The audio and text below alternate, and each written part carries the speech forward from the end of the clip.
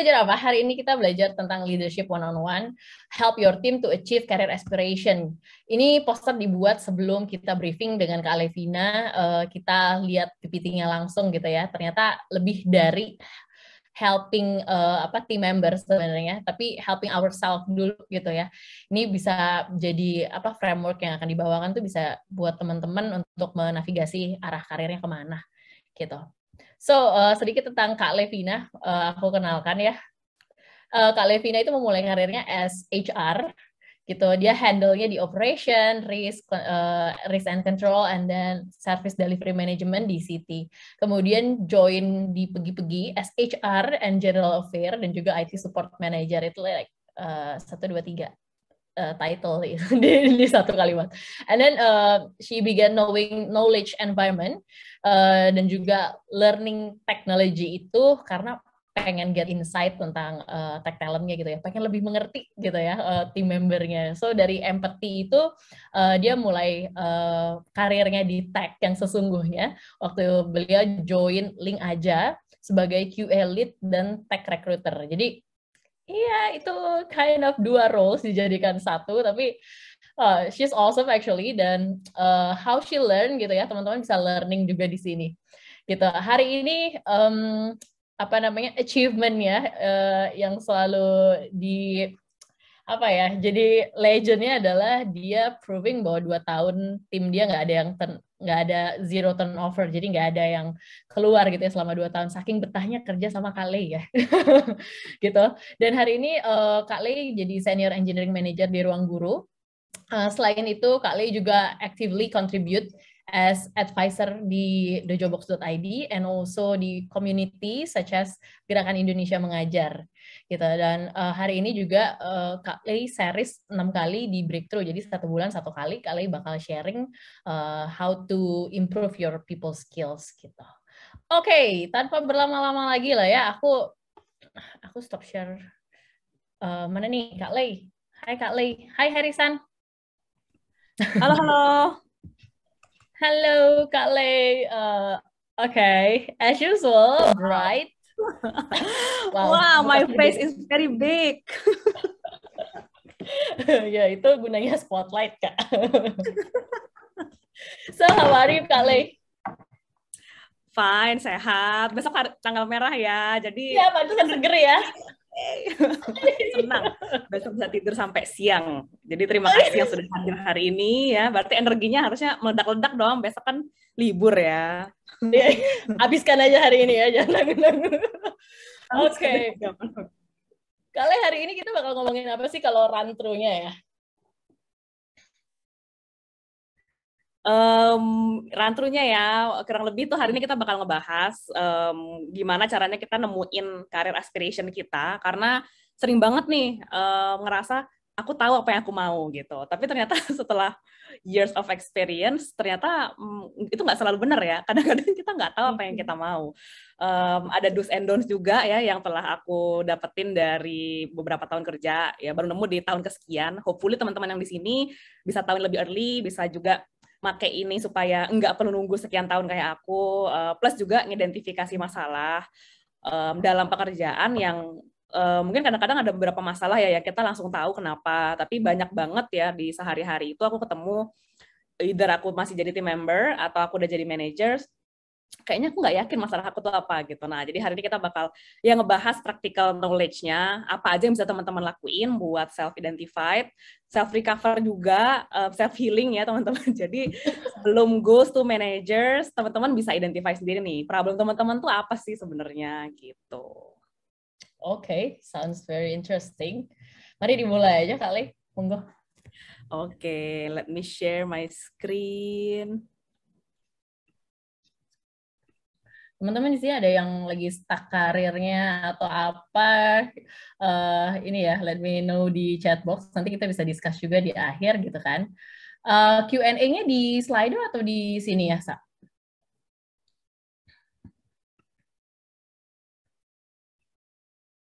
Halo? Oke, teman-teman bisa di chat box aja dulu kalau misalnya ada pertanyaan. Oke? Oh, ada Slido-nya juga di chat box ya, guys. Oke, Kak Lei, silakan. Oke, udah kelihatan screen aku? Aman. Oke, buat panitia heads up aja, 2 hari terakhir koneksi internetku agak kurang stabil.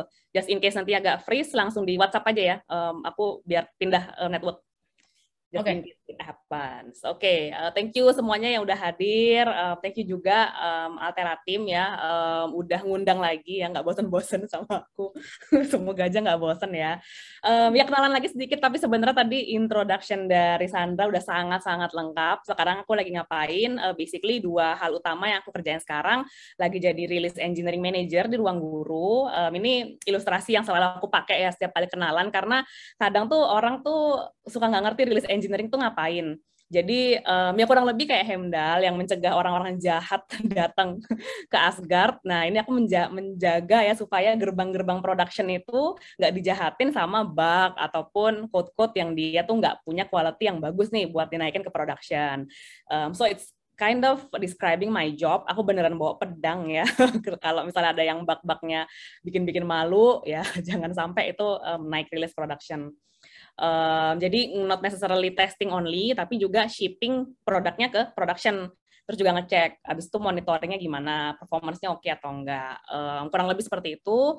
Di luar itu juga tadi aku lagi jadi advisor juga di dojobox.id, sebuah bootcamp buat regeneration QA. Nah ini short stuff about myself. Jadi walaupun aku udah full-time engineers, ada beberapa assignment juga di Ruang Guru yang aku juga perlu involve dalam people dan culture-nya. Karena ya memang aku dulu kuat di sana, jadi terima extra assignment juga di area itu, di luar release engineering team. Nah, kita mulai aja nih. Kita bakal ngobrolin tentang career aspiration. Nah, buat teman-teman yang mungkin belum pernah nge-lead tim ataupun masih jadi individual kontributor, tenang aja, ini aku akan share juga dari aspek aku ketika masih bekerja sebagai individual kontributor. So don't worry, ini aplikatif di semua level kok gitu, nggak perlu jadi leader. Nah sekarang kita ngomongin dulu nih, pengen desain our own career aspiration ataupun goal dalam kerjaan. Nah, basically teman-teman kalau misalnya udah kerja sekarang, pasti ada KPI ataupun OKR. Nah, kita nggak akan ngobrolin itu, karena itu di drive dari top to bottom. Jadi mungkin setiap perusahaan pasti udah punya framework-nya sendiri nih, mengimplementasikan KPI seperti apa, OKR seperti apa, kemudian gimana caranya ngedistribusiin itu ke individu ataupun tim yang lebih kecil. Nah, hari ini kita bakal bener-bener ngobrolin orang-orang yang pastinya pengen growth gitu ketika berkarir. So, it's not only about productivity dari organisasinya, tapi juga teman-teman tuh learning nggak sih, growth nggak sih di karir teman-teman yang sekarang. Nah, jadi hari ini itu yang bakal kita obrolin. Nah, speaking about aiming dan bikin goals ya, ada banyak hal yang udah pernah aku coba ya ketika bikin goals, dan this is what I've been tried. Jadi dulu pernah ketika awal-awal bikin goals, masih awal karir, cita-citanya pakai aku masuk kantor tahun segini, 2 performance review, pengen dipromosi, itu target aku gitu. Pernah pakai cara itu. Pernah juga pengen ngejar title. Jadi pokoknya aku harus jadi leader atau misalnya punya team members setelah sekian lama. Nah, pernah juga tuh aimingnya dengan mode yang kayak gitu. Pernah juga monetary ya, aku rasa semua orang juga pernah ya, pengen punya gaji sekian dalam berapa tahun, atau dalam berapa bulan, atau dalam berapa cycle, itu kayaknya semua orang went through that period ya. Pernah juga kayak, wah ada nih job desk yang aku tertarik, tapi posisi aku tuh lagi nggak di situ, gitu, nggak di departemen itu. Pengen deh suatu saat nanti, punya assignment yang seperti itu gitu. Jadi pengen ngerjain suatu task atau project yang sekarangnya tuh lagi nggak aku kerjain. Pernah juga. Atau pernah juga ngincer reputasi. Nah ini juga, ini kayak gini nih. Jadi aku pengen punya reputasi bagus di bidang X gitu. Pernah juga. Atau bahkan yang job title ya. Pengen jadi, misalnya waktu itu pas masih zaman HR, aku pengen jadi HR manager sebelum umur 30. Nah pernah. Jadi those kind of things I've been through that kind of stuff gitu ya. Dan apakah itu achieve? Nggak semuanya achieve, tapi sebagian achieve gitu. Dan ada beberapa hal yang sebenarnya juga lumayan luar biasa gitu. Lumayan misalnya tadi aku pengen jadi managerial level sebelum 30. Turns out achieve gitu ya. Terus punya team member sebelum usia sekian atau dalam berapa tahun kerja itu juga achieve gitu. Pernah juga ngelit orang-orang yang 20 tahun di atas aku gitu, 15 tahun di atas aku. Jadi actually not bad lah achievement-nya ketika menggunakan framework ini ya untuk mendesain goal ataupun karir aspiration aku. Nah, cuman nggak tahu kenapa ya, kayak nggak pernah puas gitu, not sure why gitu. Dan aku juga nggak tahu kenapa, apakah akunya emang ungrateful ya, nggak bersyukur, kayak udah achieve bukannya sending gratitude gitu ya, toward myself atau towards God. Nggak ngerti gitu, apakah aku emang nggak bersyukur, ataukah akunya too ambitious gitu, jadi kayak everything will never be enough gitu, atau emang aku tuh overachiever aja gitu, ya nggak ada specific reason. Cuman aku nggak cari tahu kenapa, simply kayak ya kayaknya manusia emang kayak gitu ya, nggak pernah cukup gitu, bener-bener nggak cari root cause dari satisfied. Ya simply ya udah kerja, kalau bisa naik gaji, kalau bisa naik title dan seterusnya, sampai akhirnya setelah 7 tahun kerja gitu ya, makanya teman-teman kalau bisa menemukannya lebih early ya that will be better. Setelah 7 tahun kerja aku baru tahu, dan itu tahun lalu ya, kalau ternyata tuh cara aku bikin goals itu udah salah gitu. Pantesan nggak pernah puas, bikin goalsnya aja tuh salah gitu, nggak akan pernah cukup gitu, goalsnya aja udah nggak benar. Thanks to aku di sini kutip ya, tokoh yang aku rasa berjasa bikin aku jadi akhirnya you're so bad gitu in bikin goals, itu namanya Vision Lakiani. Kalau teman-teman tahu dan pernah dengar Mindvalley, jadi Mindvalley ini education platform ya, yang nyediain course banyak banget gimana caranya supaya kita bisa optimize potensi kita sebagai manusia. Jadi yang diajarin di sana misalnya gimana caranya meditasi supaya kita bisa fokus, gimana caranya supaya kita bisa handle our emotions gitu, gimana supaya kita bisa building our memory gitu supaya lebih kuat. Nah, jadi mereka tuh ngajarnya course-course kayak gitu, bukan yang kayak course spesifik academic track. Nah, di sana dia ngejelasin gitu. Aku menemukan jawabannya dan dia ngejelasin kenapa kita nggak pernah puas, dan cara nanya pertanyaan goal sendiri, kenapa kita tuh udah salah dari awal. Nah, dia nyebut materinya itu sebagai 3 most important questions. Nah, aku ambil salah satu course-nya. Ini bermanfaat banget, tapi tenang aja kan nggak perlu subscribe karena udah aku sampein di hari ini. Judul course-nya adalah 3 most important questions. Nah, ini nih alasannya yang akhirnya aku tuh tahu kenapa sih aku tuh nggak pernah puas gitu. Ternyata goals itu tuh ada 2, teman-teman. Yang pertama, kita nyebutnya end goals. Jadi end goals itu adalah dia akhir yang teman-teman tuh nggak bersedia nge-compromise. Itu juga sifatnya tuh bisa dibilang kayak apa ya, beautiful gitu. Jadi kayak maksudnya bener-bener indah. Ya kurang lebih tuh eternity. Teman-teman tuh nggak mau gitu nge-sacrifice itu untuk nggak terjadi. Jadi basically apapun yang teman-teman aim sebagai sesuatu yang akan bikin teman-teman satisfied, dan itu adalah end goals-nya. Nah, mean goals itu adalah hal-hal yang teman-teman achieve sebagai cara untuk mencapai end goals gitu. Jadi mean goals itu hanya sebagai salah satu caranya, dan cara itu bisa beda-beda gitu. Misalnya teman-teman mau bikin orang tua happy, pengen bikin orang tua happy itu adalah end goals gitu. Indah kan, indah, eternity, beautiful, dan teman-teman nggak mau compromise dong gitu. Itu kan nggak mungkin compromise. Tapi apakah caranya adalah dengan punya gaji gede, apakah dengan lulus kuliah 4 tahun gitu, itu caranya beda-beda gitu. Apakah caranya dengan misalnya punya jabatan tinggi gitu, itu juga caranya beda-beda. Tapi kenapa kita nggak puas? Yang tadi kita taruh di mean goal, harusnya itu malah kita taruh di end goals. Makanya end goals kita itu apa? Lulus kuliah, IPK cum laude, married before 30 gitu. Jadi itu bukan end goals gitu. Itu hanya mean goals gitu. Misalnya teman-teman kenapa mau lulus kuliah? Misalnya teman-teman pengen dapat kerjaan yang bagus. Tanya lagi why-nya gitu. Kenapa pengen dapat kerjaan yang bagus gitu? Karena kerjaan yang bagus juga masih means goals, bukan end goals. Apakah dengan punya kerjaan yang bagus teman-teman jadi bisa contribute something gitu ke society? Nah, itu end goals gitu. Atau ya tadi kalau punya kerjaan bagus, my parents will be happy karena ngerasa berhasil mendidik anaknya.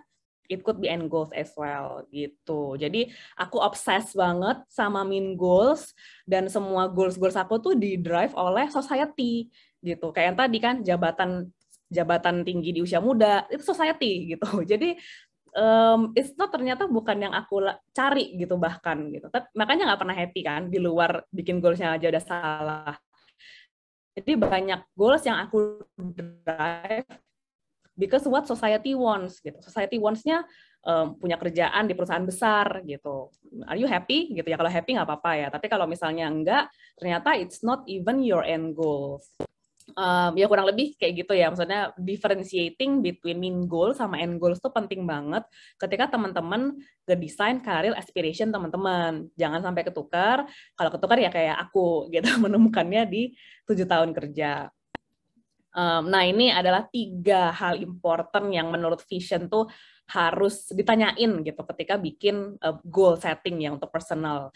Apa sih yang mau kita experiencing gitu. Nah, experience ini bisa dalam bentuk apapun, petualangan yang pengen teman-teman laluin sebelum meninggal atau sebelum time frame tertentu, environment itu juga bisa.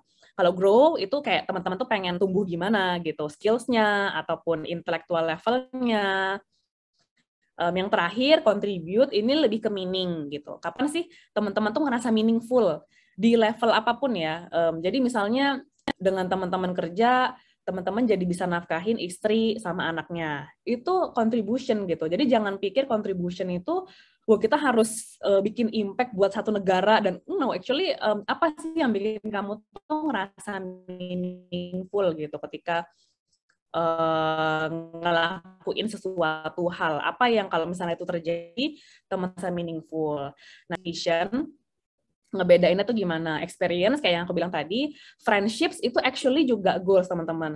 Teman-teman tuh pengen punya hubungan yang kayak gimana nih dengan sekeliling teman-teman. Itu karena banyak banget ya science back experience-nya, penelitiannya. Kalau sebenarnya salah satu happiness itu juga faktor variabelnya adalah keterikatan teman-teman dengan sekelilingnya ataupun surroundings-nya, sense of belonging teman-teman sama sekelilingnya. Jadi itu kalau mau ditargetin itu juga penting. Adventures tadi juga environment. Nah, teman-teman pengen ada di environment yang kayak gimana nih, lingkungan kerja yang kayak gimana. Itu juga love relationship even ya, kalau misalnya dipakai buat framework pribadi. Pengen punya hubungan yang seperti apa dengan partnernya, suaminya, pacarnya, itu juga something yang bisa didefine loh sebagai goals gitu. Karena ini frameworknya bisa dipakai both buat karir ataupun buat personal. Jadi aku pakai ini udah buat personal juga gitu. Kalau buat grow ini juga cukup jelas ya, skills yang tadi, intellectual level, spiritual life, mungkin untuk teman-teman yang pengen juga masuk hal-hal yang bisa di-aim, atau pengen lebih dekat dengan Tuhan, itu juga bisa di-aim. Health and fitness juga, nah banyak banget yang suka lupa ya kalau sebenarnya kesehatan itu bukan tujuan ya, itu tuh must do gitu. Jadi jarang banget orang yang dia ngedeclare ini sebagai goals-nya, padahal itu krusial. Nah yang terakhir, contribution, nah ini juga ya kayak yang aku bilang tadi ya, levelnya apapun, family pun tuh ada contribution, community kayak sekarang ya, tim Altera, ini juga contribution, karir juga, karir tuh bisa overlap ya, bisa di contribution, bisa experience, bisa juga di grow. Nah ini kurang lebih bordernya. Apa sih yang ngebedain 3 most important questions ini yang harus teman-teman tanyain ke diri teman-teman sendiri. Pengennya tuh pengen apa sih end goals-nya berdasarkan 3 framework ini. Jadi ini simple banget guys, tapi menemukan ini perjalanannya panjang banget gitu. Nah, jadi sedikit story aja. Ketika aku, ini contoh ketika aku melakukannya ya untuk buat aku. Dan ini yang aku ketik ini real. So actually I still have the paper. Ini aku tulis 1 tahun yang lalu. Jadi aku nulis di A4 ya. 1 tahun yang lalu itu aku ambil course-nya, dan actually Vision tuh bilang, sebenarnya habis ditulis, taruhlah di tempat yang bisa di-display.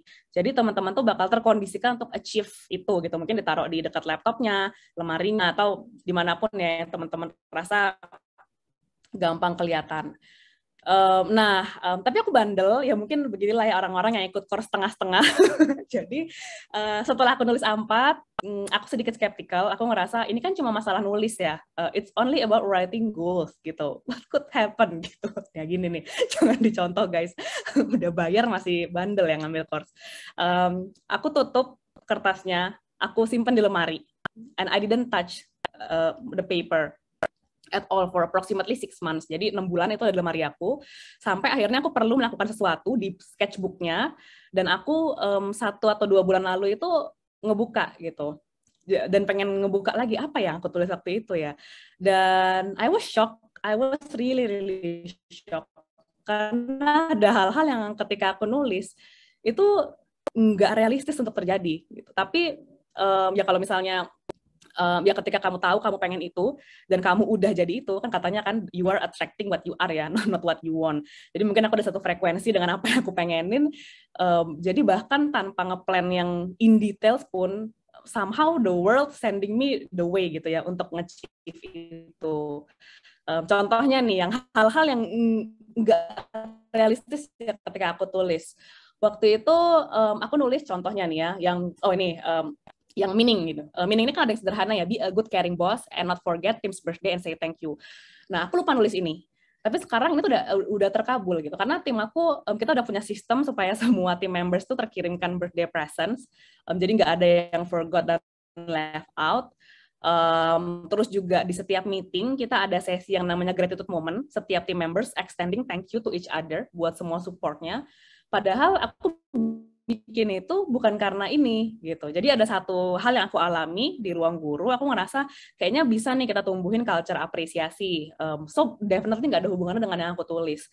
After all, I forgot I wrote these things gitu. Tapi ini udah terkabul. Terus yang kedua ini juga unik ya, udah berhubungan dengan Altera juga ya. Tahun lalu tuh ketika nulis ini, aku masih di tempat aku yang sebelumnya, ini aku masih di link aja. Aku nulis, aku pengen teach and mentor people who have difficulties become team manager. It was not realistic karena di link aja nggak ada yang butuh gitu. We already have training sets, udah punya katalog training spesifik juga untuk yang berkaitan dengan leadership, mau engineering, mau non-engineering. So there is nobody need this from me gitu. Tapi aku pengen deh bibit di situ. I don't know how. Kayak dulu kita ketemu bahkan di BCTN ya, maksudnya nggak pernah planning that to happen. Tiba-tiba tahun ini di Japri sama Sandra, dia bilang, kayaknya lu bagus juga nih kalau misalnya ngisi program people skills nih gitu. Gue lagi ada kayak gini, jadi dia cerita programnya dan ya wah happy untuk contribute ya karena prosesnya juga lumayan smooth dan setelah aku lihat satu atau 2 bulan lalu, wow ternyata ini terkabul gitu. I really teach these things gitu ya. Maksudnya emang ya the 6th episode of Being with Altera emang ngomongin ini kan, gimana caranya kita teach people untuk become team managers. Aku bahkan lupa aku nulis ini tahun lalu gitu, dan aku nulis Never See It Coming, Meet My Idols. Ini juga gila gitu ya. Ini 3 orang yang ngerubah hidup aku pakai bukunya doang gitu. Mereka nulis buku dan hidup aku berubah gitu. And somehow the world sending me away untuk achieve itu. Karena sekarang aku udah ketemu sama salah satunya beneran. He is my direct mentor, ngajarin aku langsung stress management tuh kayak gimana. We are connected, kita bisa chat kapan aja, we follow each other on Instagram, dan ya supporting each other juga ya kalau misalnya butuh apa-apa. Padahal pas nulis ini, ya it was crazy gitu, kayak mau ketemu selebritis kan, kayak nggak masuk akal gitu, I don't know how gitu. Banyak banget gitu magic yang terjadi, dan aku nggak bilang kita tuh jadi nggak perlu nge-plan ya, cuman ketika nulis itu, awareness that you really want that to happen itu yang paling penting. Regardless whether itu realistic, regardless you already know the way atau belum gitu. Jadi ketika nulis, awareness kalau kalian mau itu paling penting gitu. Nggak penting tahu caranya atau misalnya mau kapan gitu. No, kita nggak doing over planning di sini. Aku yang nggak nurutin aja, itu tuh ngelihat banyak magic happens. Kebayang nggak kalau misalnya mungkin I display the goal sesuai dengan syaratnya vision di tempat yang sangat-sangat bisa divisualize gitu ya, mungkin di dekat laptop aku, di mana gitu, di dekat tempat tidur gitu ya. ketika kita lagi ngantuk kan sebenarnya kita lagi di kondisi sangat-sangat suggestif sebenarnya ya kalau teman-teman tahu brainwaves.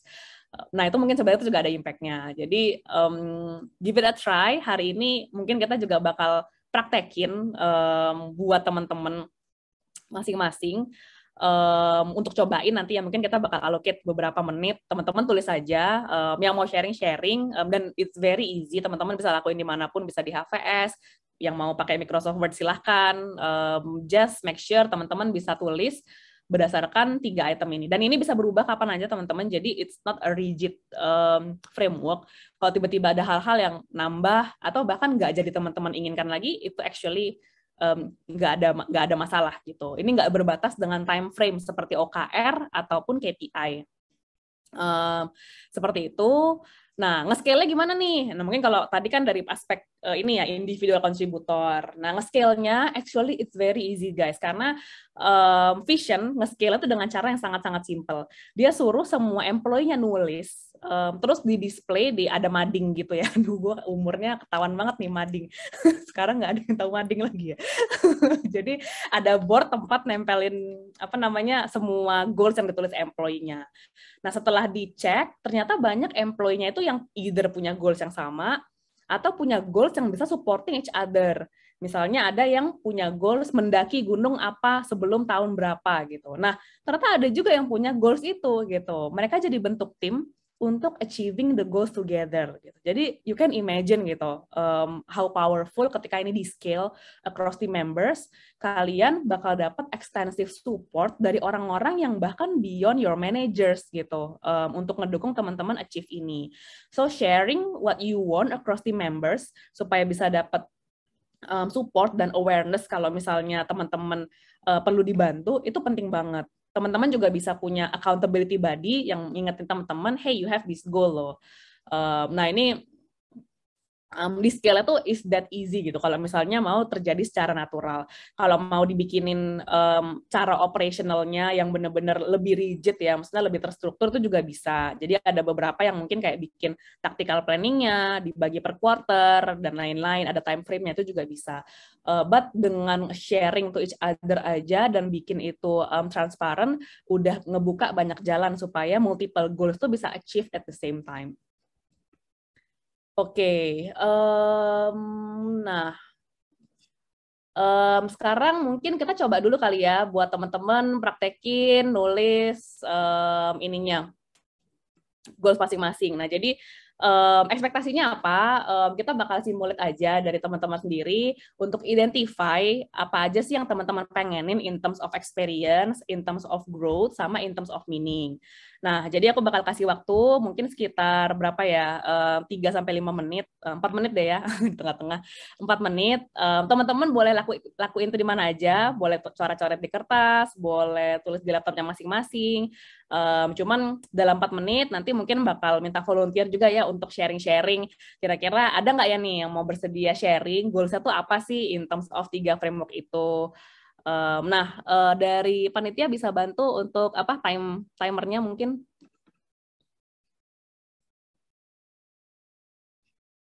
Bisa. Oke, kita mulai dari sekarang ya, teman-teman silakan coret-coret. Kalau aku nulisnya di HPS, so ya sorry my handwriting is very bad. Tapi seneng sih kalau abis nulis di kertas. Oke. Oke, 4 menit dari sekarang ya.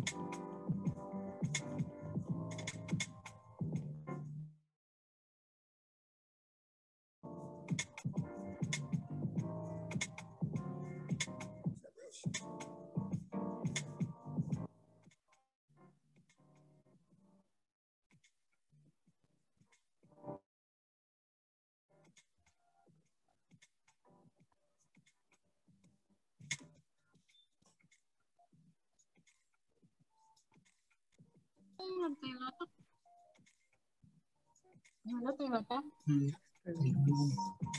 is this? Consistent. What is the meaning Tailatok? Tailatok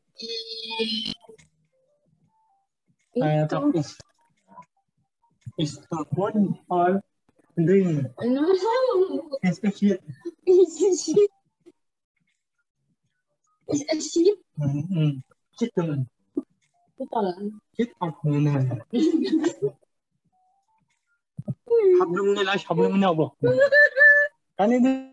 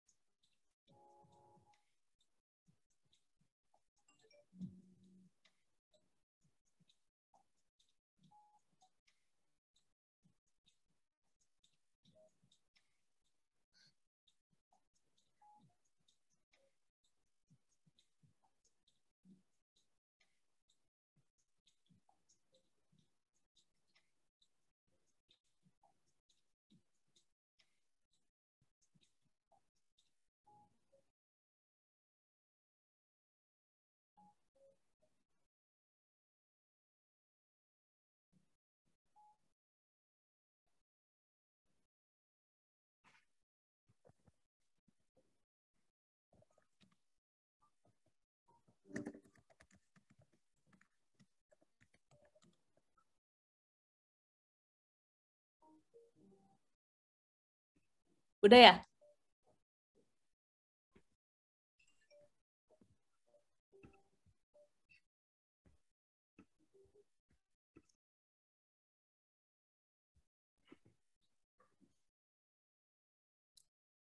Oke, terlalu lama mikir nggak catat.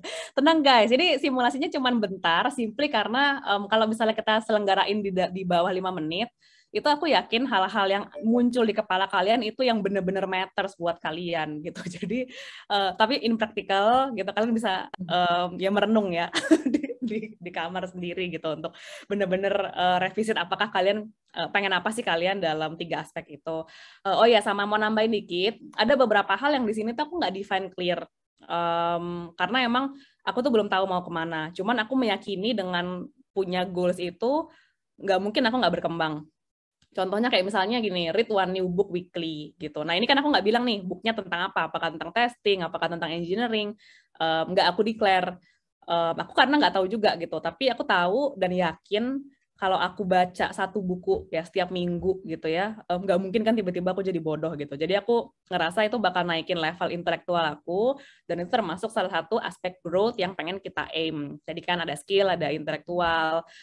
Tapi kalau ada hal-hal yang aku tahu banget ya in spesifik mau berkembang di mana, aku tulis kayak misalnya learn about brainwaves and meditation. Nah ini aku tahu clear, aku pengen belajar di sana, ya aku langsung tulis in details.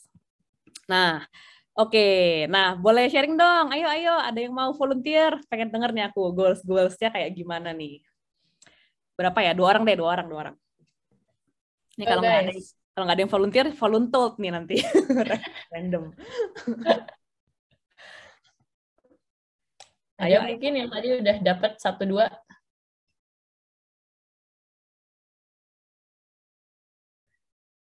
Mbak Sofia. Gimana Mbak? Udah mikir tuh, udah dapat belum Mbak?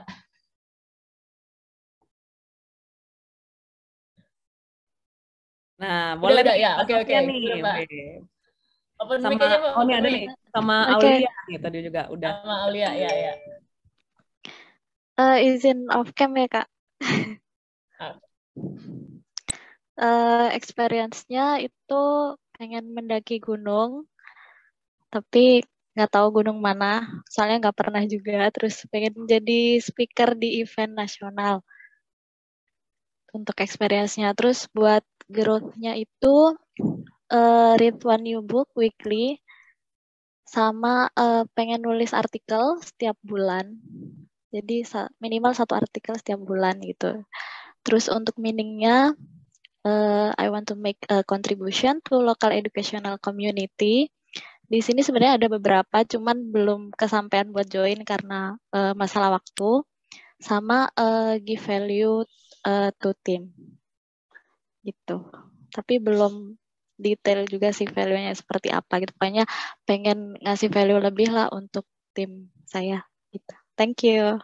Thank you Sofia for sharing. Wow, amazing. Nah, buat di sini teman-teman, tadi kan ada cita-citanya dia mau naik gunung. Nah, buat teman-teman yang juga punya cita-cita yang sama, bisa nih interact di sini karena itu di scale ya. Kita nge-scale goal settingnya across individu bahkan beyond entity ya. Kalau tadi kan vision pakainya internal company. Thank you buat Sofia. Buat teman-teman yang di sini tolong doain supaya semua goalsnya tercapai juga ya. Amin. Selamat. Oke, lanjut. Siapa tadi? Aulia ya? Aulia. Yuk, cek. Halo semuanya. Halo.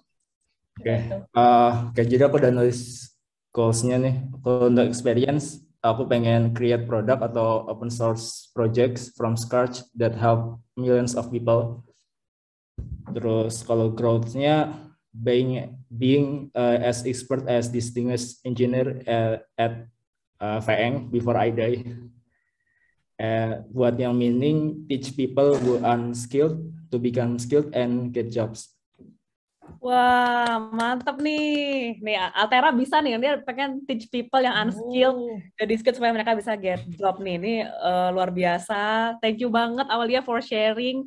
Buat teman-teman dan mungkin buat alternatif yang tadi dengar kan beberapa cita-citanya ada yang mau build up the community ya supaya bisa jadi skilled, mungkin bisa di scale nih ya. Jadi mungkin ada kegiatan-kegiatan yang bisa disupport sama Aulia, bisa langsung digas. Jadi goal settingnya langsung tercapai. Thank you Aulia. Tuh di langsung ditanyain tuh. Sini Aulia mampir. Ya, thank you juga Mbak. Thank you for sharing. Wah, mantap.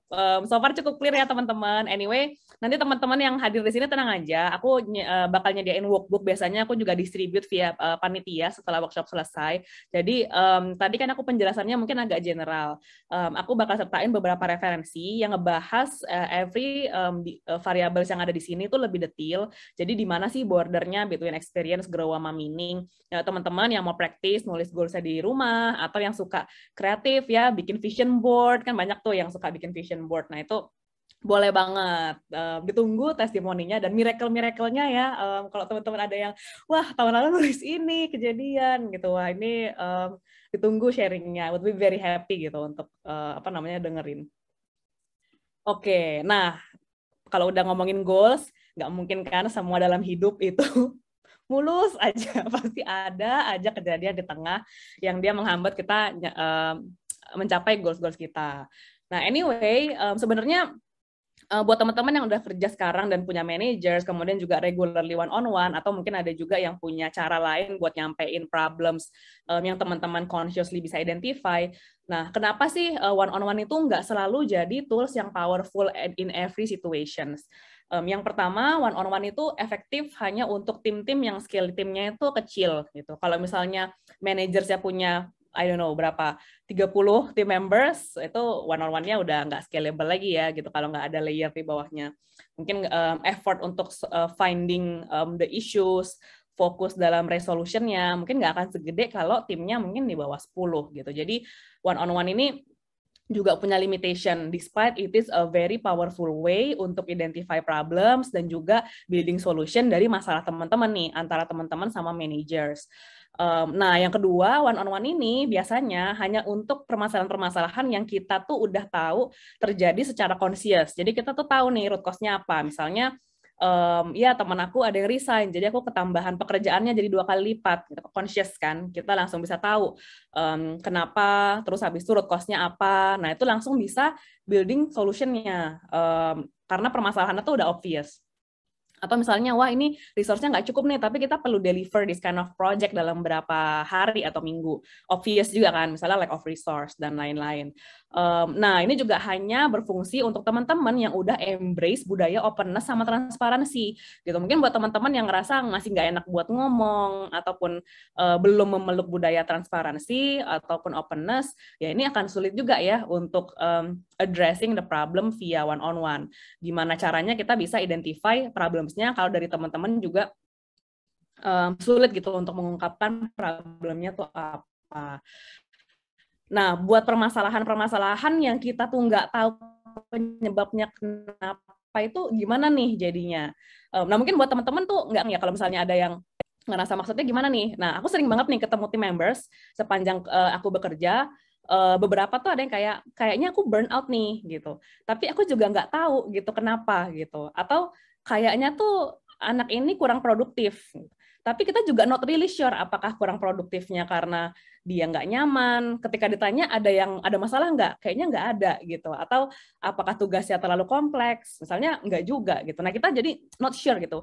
What is the root cause? Dan itu happens banyak banget. Aku ketemu orang yang seperti itu banyak banget.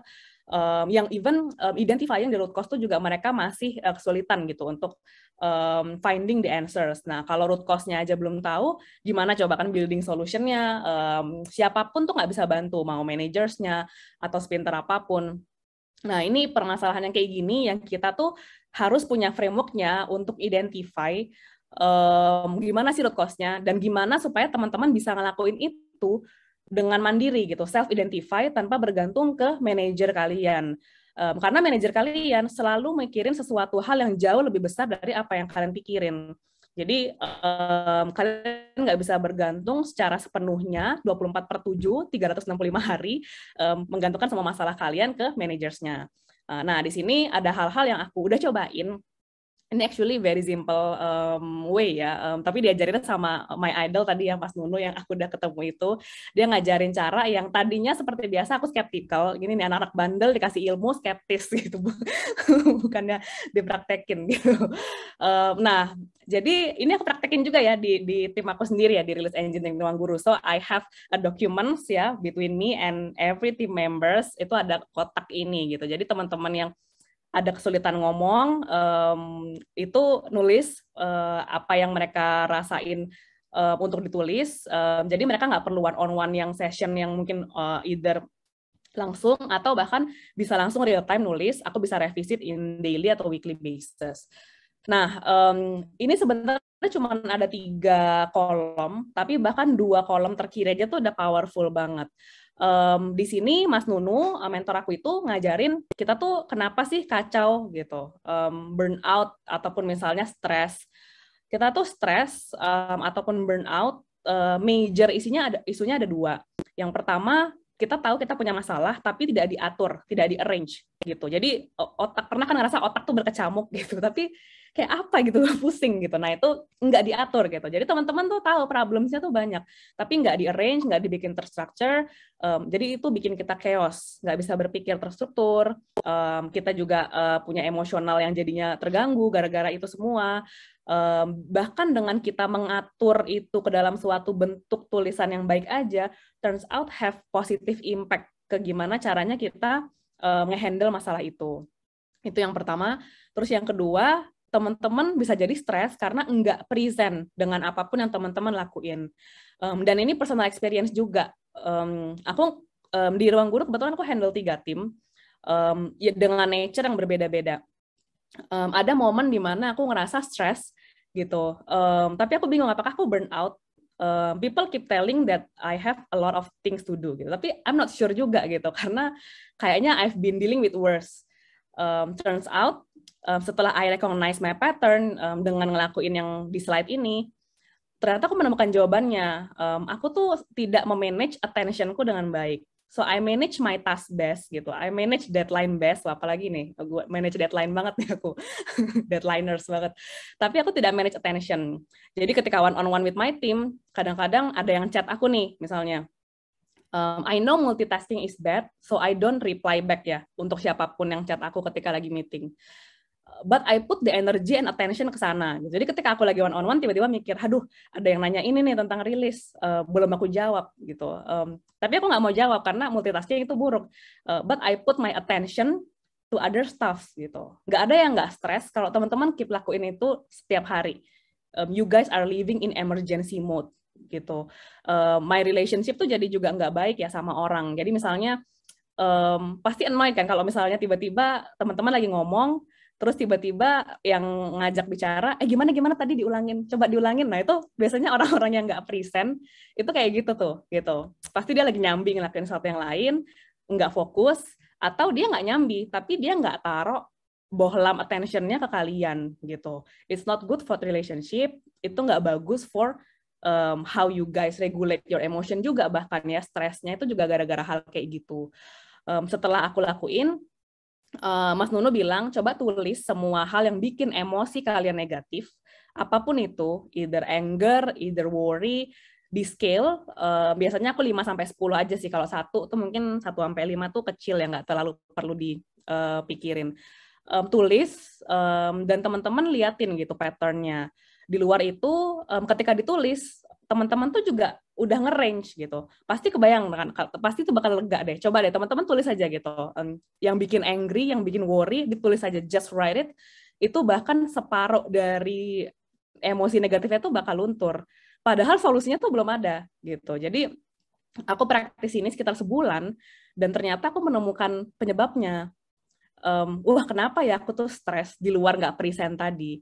Turns out I am a procrastinator gitu. Jadi dari semua hal yang aku tulis, banyak yang aku khawatirkan menimbulkan emosi worry karena aku tuh managing deadline, bukan managing task, bukan managing time. Jadi ada suatu kondisi aku harus sosialisasi something di hari Kamis, hari Selasa baru aku kerjain. Kompleks. Itu contoh aja ya. Ada beberapa hal lagi yang mirip seperti itu. Dan ternyata aku juga, wow, turns out I am a procrastinator. Tapi nggak ada yang sadar. My team nggak sadar, my boss nggak sadar, karena I keep managing the deadline. Gitu. Janji hari Jumat, janji, deliver. Tapi ngerjainnya Jumat J-1 gitu. Jadi ya, dan anyway, itu science back, teman-teman. Kalau tubuh kalian beroperasi di emergency mode, itu kan emergency mode ya, udah mau dikumpulin 1 jam lagi, baru dikerjain. Quality work nggak akan bagus, dan teman-teman tubuhnya juga tidak akan ada kesempatan buat grow. Karena kebayang kalau lagi ketemu binatang buas, gitu, semua sel di tubuh teman-teman itu nggak akan ada yang mikirin, oke, saatnya sekarang kita digest pencernaan, saatnya kita bikin baru. Semuanya tuh hanya fight ataupun flight, gitu, lari atau berantem. Gitu. Jadi recognizing apa yang bikin kalian negatif itu penting banget. Lakuin aja selama beberapa minggu secara rutin, dan kalau misalnya nggak bisa selesai di kalian move on ke kolom yang paling kanan. Gimana caranya teman-teman bisa bikin problems itu tuh jadi obsolete. Nah, kurang lebih Kayak gitu. Nah ini mungkin kita nggak bakal praktekin, cuma teman-teman bisa langsung pakai aja ya, untuk dipraktekin sehari-hari. Lihat, observe your behavior sepanjang mungkin 1 minggu, 2 minggu, kalian bakal langsung lihat tuh pattern apa aja yang bikin kalian negatif. Kalau misalnya kalian udah sadar apa yang bikin kalian negatif, itu di-solve duluan gitu. Karena itu akan impact ke productivity kalian selanjutnya. Kalau kalian lagi nggak kacau, itu task management biasa itu cukup gitu. Bahkan kalian nggak perlu nulis ini gitu. Jadi ini in case kalian deal with chaotic on yourself dan kalian nggak tahu patterns-nya apa, ini bakal helpful. I've tried. Even my boss now doing it juga gitu, karena dia jadi bisa identify pattern-nya, baru design solution dari sana. Nah itu so far untuk kalau misalnya ada problems. Nah, yang terakhir, untuk accelerated learning-nya, ada beberapa skills yang aku rasa tuh penting banget buat diakuisisi, tapi nggak bakal aku jelasin in detail, but I put on the reference, karena ini menurutku kritikal nih untuk semua productivity teman-teman. Concentration sama fokus, gimana supaya tadi ya, nggak kayak aku dulu monkey mind gitu ya, jumping sana-sini, ada yang ngechat, attention-nya pindah, ada yang mana gitu, ada hotfix gitu ya, langsung chaotic gitu. Nah itu penting banget. Kalau teman-teman bisa manage fokusnya dengan baik, nggak jumping-jumping kemana-mana, productivity itu bakal lebih bagus. Brainwaves ini juga aku kasih beberapa referensi aja nanti. Ini penting banget karena kalau teman-teman lagi kacau, kalian bisa ngelakuin sesuatu supaya gelombang otaknya itu di tempat yang lebih efektif buat ngambil keputusan. Nanti ada cara-caranya, aku juga bakal kasih referensi. Dan ada beberapa lagi di sini kayak memory training supaya nggak gampang lupa, speed reading. Kebayang kalau bisa baca buku 2 kali lipat lebih cepat, seberapa banyak knowledge-nya yang teman-teman bisa absorb dalam 1 minggu. Itu penting banget. Manage distraction juga cukup cukup clear gitu, gimana supaya kita nggak ke distract semua dengan digital surroundings kita yang udah banyak banget. Nah, so far dari aku mungkin itu.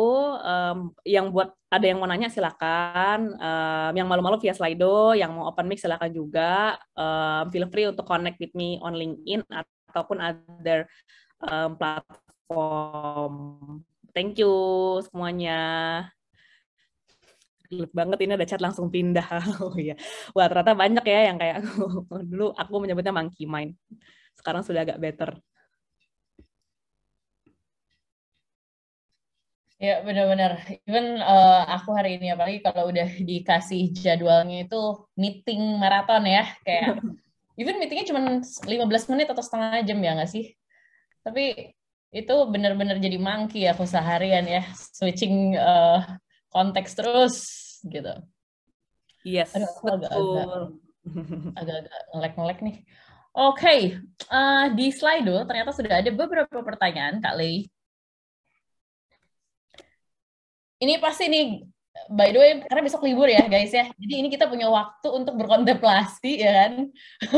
Untuk bikin tadi list growth kita. Gue juga penasaran, gue pengen bikin itu. Jadi gue akan make time besok sebenarnya apa yang pengen gue kerjain banget gitu kan. End goals-nya gue sama means goals-nya gue. So thank you banget Lea kasih gue PR buat besok. Oke. Pertanyaan pertama dari Anonymous. Lebih baik mana jabatan dengan gaji besar atau staf biasa dengan gaji besar? Jabatan dengan gaji besar atau staf biasa dengan gaji besar? Oke.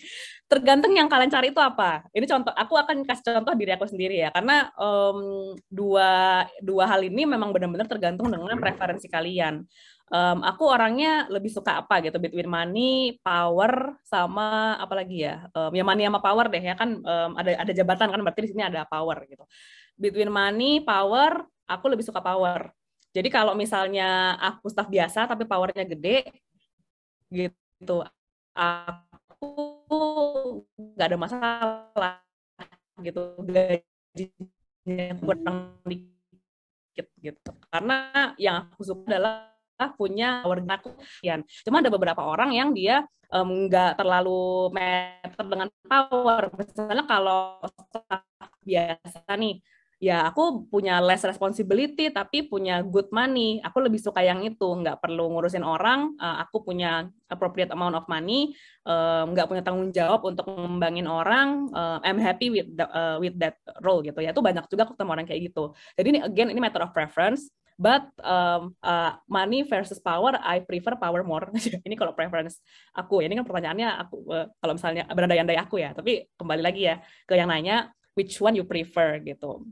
Ada juga kan kalau misalnya konteksnya jabatan, mungkin ada juga yang pride. Nah kalau aku pride jabatan nggak terlalu ngerasa itu pride gitu. Jadi balik lagi kalau aku lebih sukanya power gitu. Jadi kerjaan-kerjaan aku dari dulu selalu ngasih aku power yang sangat signifikan gitu. Kayak di tempat aku yang lama, aku punya authority over downtime di production gitu. Jadi powernya gede gitu. Tapi apakah gajinya lebih gede dari yang lain? Enggak juga gitu. Karena aku kan dulu HR person ya. Jadi I know how much I paid compare other engineers gitu. Oke, boleh cerita Mbak dari switch dari HR ke QA? Wow, oke ini panjang sih ceritanya. But overall, waktu di interview sama Ling aja, waktu itu aku nyari role untuk HR for engineering, tapi mereka cuma punya 30 orang engineering, dan aku udah di managerial level. So they don't need HR for engineers. Di interview sama CTO-nya, dan dia say stuff yang menggelitik aku. Dia bilang, if you would like to be a better person in developing engineers, jadi engineer dulu. Nanti kamu tahu gimana cara ngembangin engineers people. Intinya dia challenge. Dan aku bilang, I have zero experience in QA. I don't know anything. Cuman dia bilang dia bisa put faith on me. Dan kenapa akhirnya aku mau? Karena sebaik-baiknya leaders itu leaders yang investnya tuh in people. Dia bisa have faith sama aku di saat aku belum punya apa-apa, berarti dia investasinya ini di people. Dan leader yang kayak gini, aku mau kerja sama leader yang kayak gitu. Long story short, akhirnya I accept the offer. Through the ups and downs, alhamdulillah dia juga trust dan faith banget. Aku bilangnya faith ya, kayaknya bukan trust lagi, karena kalau faith itu nggak lihat bukti ya, kayak beriman gitu, kalian nggak lihat buktinya kan, ya maksudnya nggak kelihatan gitu Tuhan ada. Makanya beriman kalau orangnya bisa. Nah ini aku ketemu leader yang kayak gitu, ngerubah hidup aku. Thanks God karena mereka juga invest banget di aku. Setahun kemudian dipromote, ya jadi dah my current version. Pas ditanya mau pulang balik lagi ke HR atau enggak, my take itu enggak balik karena ya itu turns out leader itu ngaruh banget ya. Dan aku lebih pengen kerja sama leader di engineering aku itu compare dengan leader di HR. Itu di luar itu ada faktor lain. HR tuh heavily banget on people, bener-bener mikirin banget perasaan orang. Seems I'm not best at that. Perlu orang yang berhati besar banget loh untuk kerja di HR itu. Kalau jadi release engineer, aku nggak perlu kasihan-kasihan kan. Kalau misalnya quality software jelek, ya udah no go to production. Tapi kalau jadi HR, it will be tough guys. Jadi aku sepertinya tidak berhati besar sekali untuk pulang kembali ke HR. Itu jawabannya. Semoga menjawab ya. Tadi ada pertanyaan yang ini sih, ngaruh banget belajar ngoding apa enggak waktu belajar ke QA-nya, pindah ke QA? Oke, apakah kalian ngoding? Yes, dulu belajar ya. Jadi aku ikut salah satu bootcamp, tapi yang part time ya. Kan ada bootcamp yang apa namanya full time, jadi harus jam kerja semuanya seharian tuh ikut. Ada juga yang enggak. Aku ikut yang part time, ya aku belajar kayak misalnya Golang, aku belajar DevOps, aku juga ikut sertifikasi DevOps Test Engineer. I learn, tapi apakah aku heavily pakai itu? Enggak gitu. Sekarang pun aku kerjaannya enggak perlu ngoding, karena aku punya team members yang jauh lebih jago dari aku. Ketika udah jadi managers kan porsinya adalah gimana caranya supaya bisa ningkatin productivity timnya. Tapi apakah gue belajar ngoding? Yes, I did back then. Pas ketika awal-awal transisi, aku belajar gitu. Kayak misalnya aku belajar Golang gitu untuk dipakai develop web. Belajar juga beberapa apa namanya ngecek-ngecek gitu. Kira-kira sertifikasi yang paling bagus tuh yang relate dengan kerjaan aku apa. Nah, dari semua item yang sangat-sangat relevan dengan aku waktu itu adalah DevOps Institute, DevOps Test Engineer.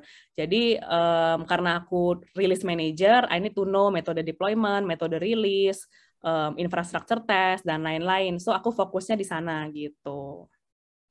Terjawab lah ya, apakah kalian ngoding?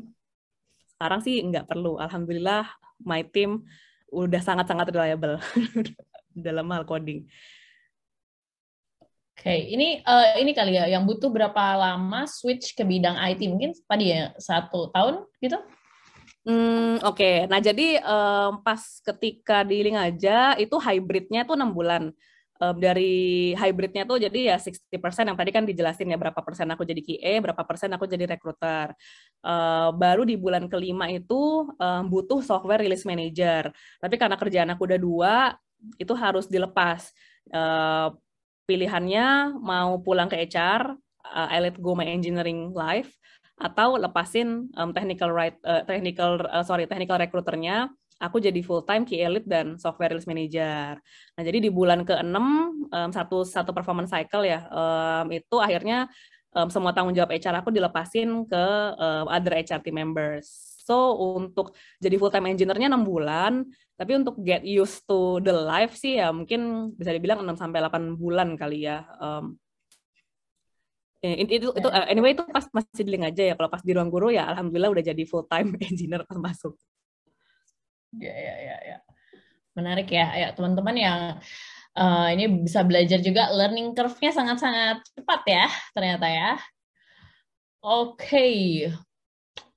Ini share cara komit waktu untuk belajar atau self improvement, Kak.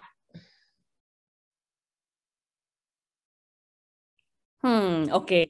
Ini I'm sorry, cara aku menjawabnya itu mungkin akan bikin aku terdengar kayak Dendels ya. Ya mungkin buat beberapa orang ada yang bakal nyaranin kayak yang penting motivasinya apa. Nah, dulu aku kayak gitu. Dulu aku ngerasa kayak kita tuh bakal bisa aiming best self improvement kalau punya motivasi gede. Tapi through my career experience, motivasi itu nggak sustain, guys. Motivasi itu kita tuh nggak butuh motivasi gitu, kita butuhnya disiplin. Dan gimana caranya tuh not quitter. Jadi I'm sorry, despite I was an HR person, I no longer trust motivation. Aku maunya disiplin sama endurance. Disiplin sama endurance itu ya kalau bangun tidur I don't feel like reading, tapi I just read gitu. Itu disiplin endurance gitu. Tapi apakah aku motivated gitu ya? Ketika ngelakuinnya ya ada hari-hari aku nggak motivate at all. Kerjaan aku juga sama ya. Dulu pas ketika aku belum di RG, aku deliver sekitar 1.500 rilis ya. 1.500 rilis tuh banyak banget. Dan kalau misalnya dibilang 1.500 to keep motivating, bikin aku happy all the time, no, actually 10% dari itu bencana gitu. Jadi, tapi disiplin kan yang bikin itu get up lagi. Sekarang juga sama, aku nggak mau punya tim yang perlu aku tepuk-tepuk punggungnya, semangat ya gitu. Aku pengennya tim yang building the endurance. Jadi gimana supaya komit waktu untuk belajar atau self improvement? Yang pertama, teman-teman building identity teman-teman dulu. Teman-teman itu value-nya apa sih secara personal? Temuin ya, kan banyak tuh value dari mulai empathy, loving, caring, banyak banget. Aku value yang aku pengen punya adalah disiplin sama not a quitter gitu. Jadi aku kalau dibilang bodoh nggak tersinggung. Tapi kalau aku dibilang lemah, aku marah gitu. Karena aku pengennya punya value not a quitter gitu. Jadi identity aku adalah itu, disiplin sama not a quitter.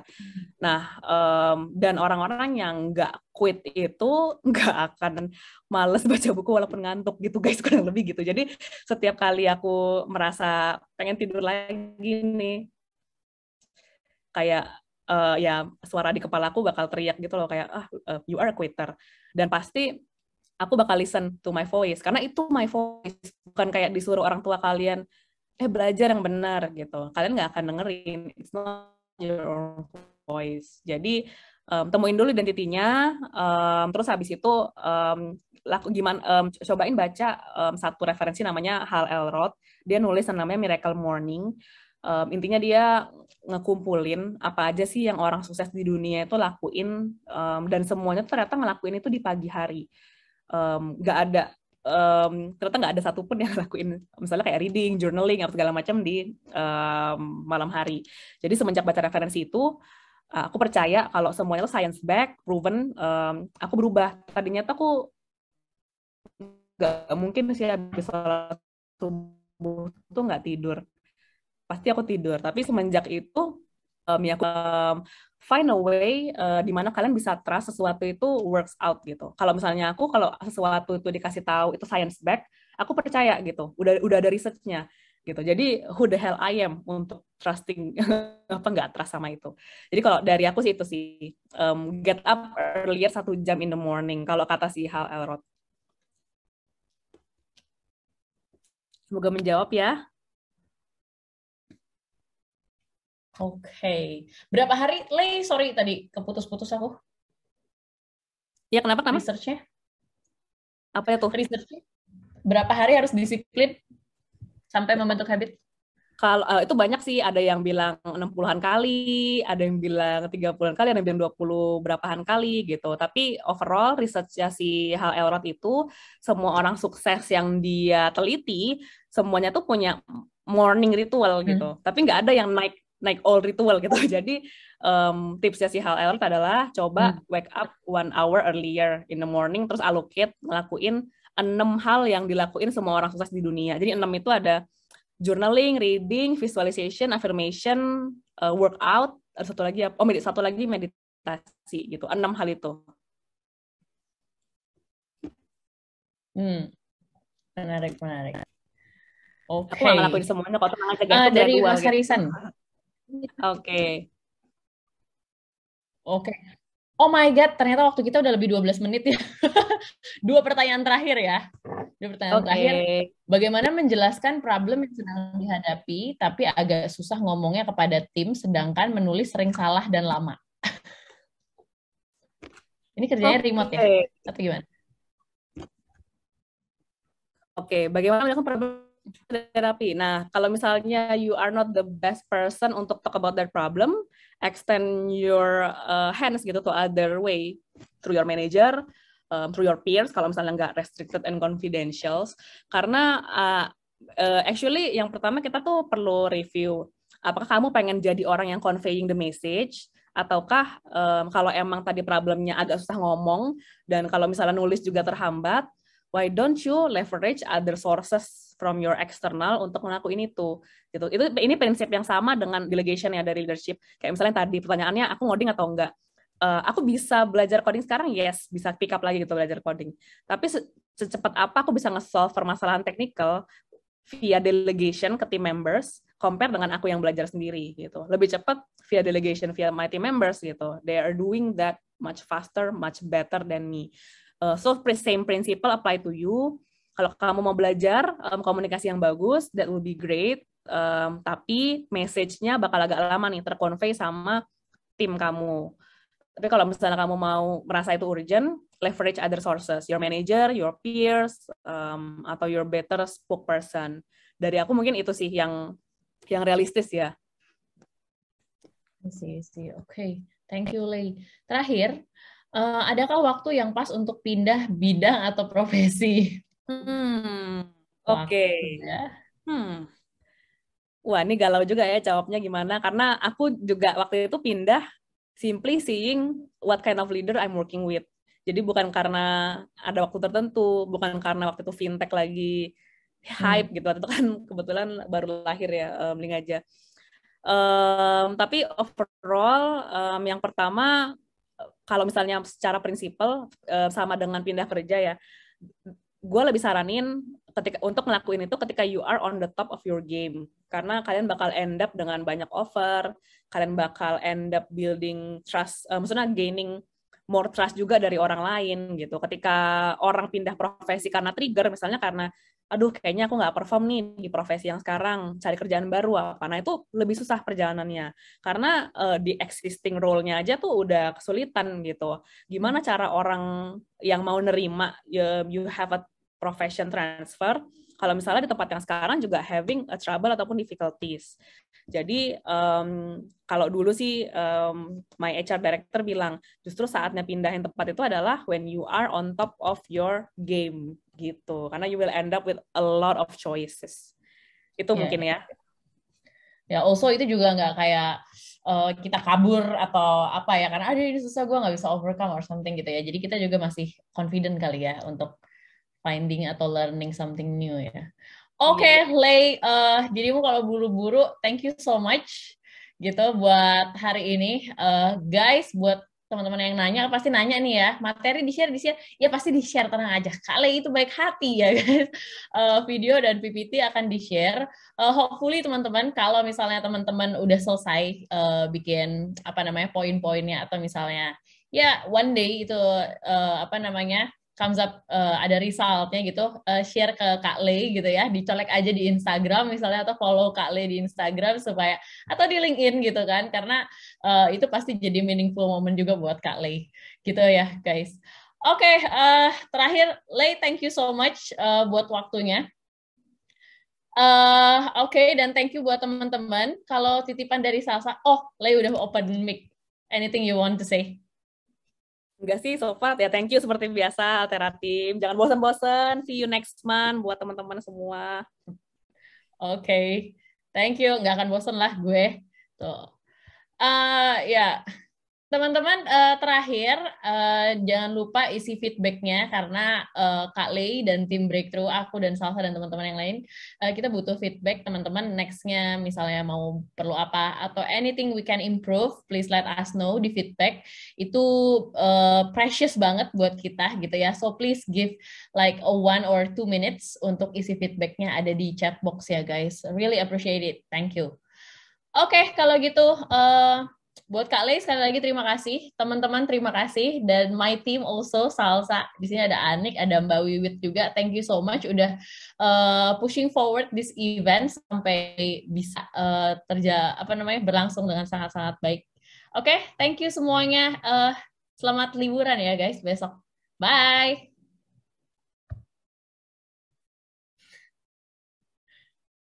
Bye. Thank you guys.